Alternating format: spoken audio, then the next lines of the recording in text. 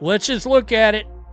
MHA got ejected. Connecticut Mystics days. And got thrown out of the game right here. Alyssa Thomas was driving in. MHA said, we are not having it. I'm not having it. Well, the WNBA she was not having it right off the court. Furious. Analysts avoided discussing the issue. Then the silence was broken, and it wasn't the WNBA speaking. It was some of the biggest stars in the NBA. These weren't carefully crafted press statements or polite shout-outs. These voices were genuine, direct, and complete.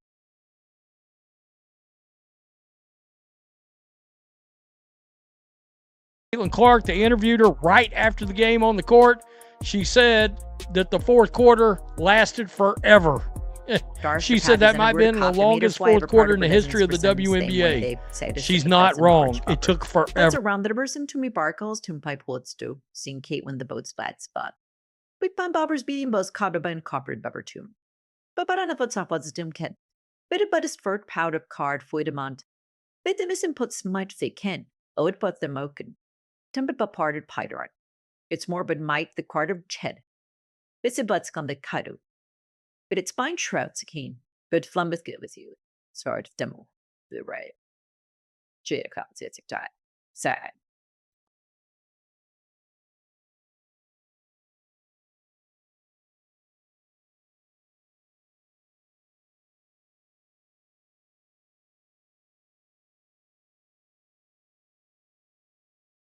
Look at Sophie right here.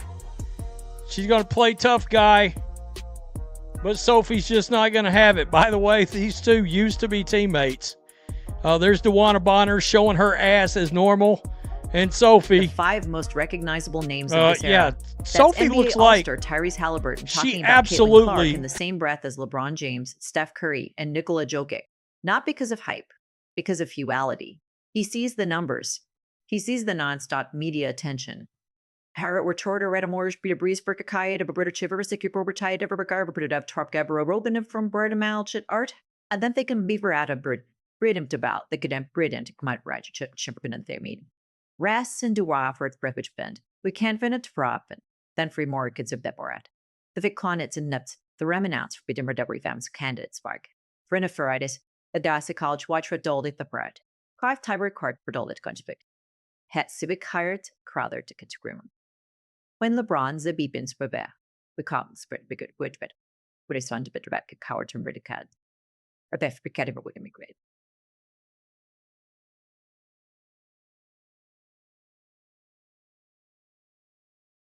Quarter from hell. First quarter was embarrassing. Got to be able to space the floor, make open shots, and get downhill. I thought we did a lot better job getting our feet in the paint. That's what allowed us to get better looks, and then we also got to the free throw line, which helped as well. Isn't just standing up for Caitlin Clark. He's standing up for embarrassing. Growth, She progress, called it, and the future of the game it was itself. Pretty. He has seen what she has been forced to carry. Not just media attention, but a cultural shift. He understands what it means to become the face of a league and the driving force behind its evolution. That goes beyond basketball. That's legacy territory. He's lived it. The expectations, the criticism, the constant spotlight, the targeted hour carper parbrick, perhaps the twities that was hey tell or be read it in big Harvard a tame, Ravard and the tribe Robus. I banauder dia later the idivic Harvard in ferberna be the monado. Evermanacum at front go 10 minutes it's a challenge one of the punivants to challenge one of the confidence to weather fortimites, really point a persistum. Freppins quota bits, revam one hubo disavow the idea in the first place. That's where Trae Young enters the conversation. Trae has never been shy of souffle. That's where Trae Young enters the conversation. Trae has never been shy. He's might have been shied in bold phrase that's in it.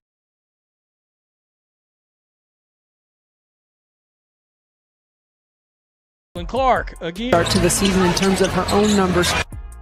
Way downtown. Boom. And I mean, she shot that one from the freaking parking lot. This is the pass to an open Lexi Hall. Caitlin's way down here. Way down here. That turnaround was There was hard. A shot. She poured in 15 of her 24 head points back down in the the court. second Caitlin's quarter got alone, it. a run of threes and downhill drives that flipped a 13-point deficit into a lead before halftime. Her final stat line read, 24 points on 8 of 17 shooting, 3 of 10 from deep, 9 assists, and 3 rebounds in 29 minutes. She finished just 1 assist shy of a double-double, and hold on to that, because the reason why is its own story. This is who she's been all season. She's averaging a career-high 21 points and 8 assists per game, and that assist number ranks second in the entire league, trailing only Alyssa Thomas. She didn't do it alone either. Kelsey Mitchell added 22 points and Monique Billings gave Indiana a quiet double-double on the glass. But there's no confusion about the pecking order here. When the Fever needed somebody to drag them back into the game, Clark was the one who answered the call.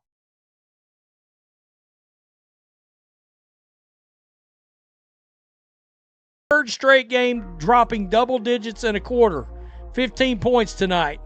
The Fever in the first quarter, in Stephanie White's system, 6 points, 2 of 18. Fever in the second quarter under Cece's takeover, 35 points, 10 of 18. He also, and I don't think I've got that from Venom, but he also caught the fact that Caitlin Clark got pulled in the third quarter. It's not a jab at Caitlin. And Kelsey Mitchell that got serves some as a reality buckets. check regarding the And I was changing like, culture. oh, okay. Even Paul George I doesn't music dispute her greatness. He's actually confirming that by referring to her as an instant change. However, he's also recognizing something we don't discuss enough, the psychological damage music causes to the ladies who established the foundation. The veterans who pushed for it's not a jab at Caitlin. It's a reality check about the shifting culture. Even Paul George doesn't dispute her greatness. Word capper or to greater chichical to representability of the wordy capus tempered, the which would impership preferred. At worth a copper wolf weed or a levered freedoms for proponents. Read come pick over woods. Reason of my for turd that bird Brittamed. Ready in which had it started rough and the cut neither that. Where numbered bitter earth sent. Refund this spin which what's refunds become. They would the fucking bird to go. We'd have funny fucking sweat. Pretty good covered out. Funny per consequent. But Fabiep. Ready pelt, rebuild it count.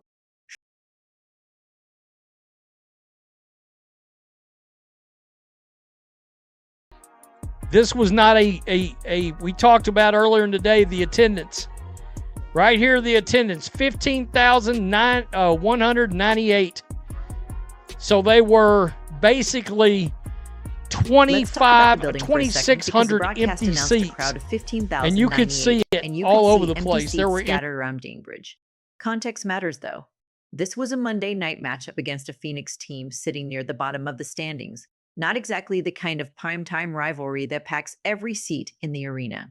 Clark's presence has fueled record-breaking attendance and television ratings across the league for 2 straight seasons. And one weeknight game with a few thousand empty seats against a struggling opponent doesn't suddenly change that reality. Still, it's something worth watching because the Fever and the WNBA as a whole have built much of their business momentum around the idea that this team can fill any arena it enters. When attendance slips even slightly, people take notice.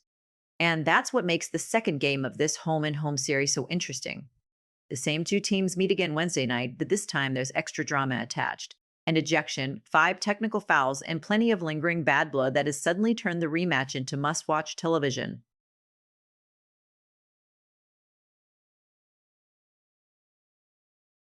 If MHA and Sophie hadn't have been playing on the court in this game at the time, would this have turned into something?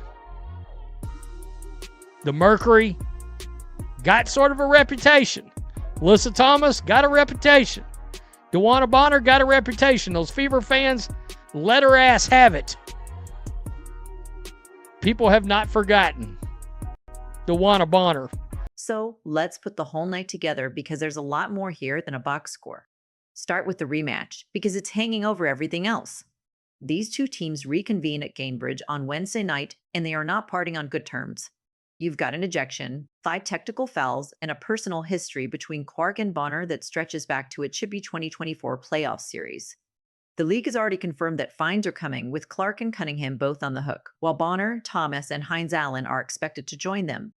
None of that cools anybody down. If anything, a Mercury team that just got embarrassed on the road, lost a player to an ejection, and listened to the home crowd boo Bonner for 2.5 hours, is going to walk into Wednesday's game with something to prove. Now, let's talk basketball, because it's easy to lose the actual game inside all the drama. Indiana is now 10-7 and trending upward after snapping a 2-game skid. Phoenix dropped to 5-13, and the way they lost should concern them. Alyssa Thomas was excellent with 19 points and 9 assists, and Kalia Copper chipped in 20. But the Mercury couldn't knock down a three-pointer when it mattered most. Once Stephanie White's defense walled off the paint after that disastrous first quarter, Phoenix had no answer. That's the quiet headline of this game. It wasn't just Clark catching fire in the second quarter. It was a coaching adjustment that transformed one of the worst defensive stretches of the season into a masterclass. And that brings us right back to Clark's performance, which was a study in contrast. She was scoreless and even spent time on the bench during that opening 6-point quarter, then returned and poured in 15 points in the second period alone, completely changing the feel of the game. The final numbers: 24 points, 9 assists, and a seat on the bench for the last minute once the outcome was no longer in doubt. That's not a player being held back. That's a player carrying a team that looked completely lost for 12 straight minutes without her. The officiating will be a debate of its own, and it's a fair one. Clark herself said the fourth quarter felt endless. When there's this much built-up tension between two teams, how the officials handle the rematch may matter just as much as anything the players do. A tightly officiated game could keep everything under control. A loosely called one with this much bad blood could spiral quickly. Then there's Bonner, who sits at the emotional center of all of this, whether she wants that role or not. She forced her way out of Indiana earlier this season, and the fans clearly haven't forgotten. They let her hear about it all night, to the point that a Mercury teammate publicly criticized the crowd for booing her.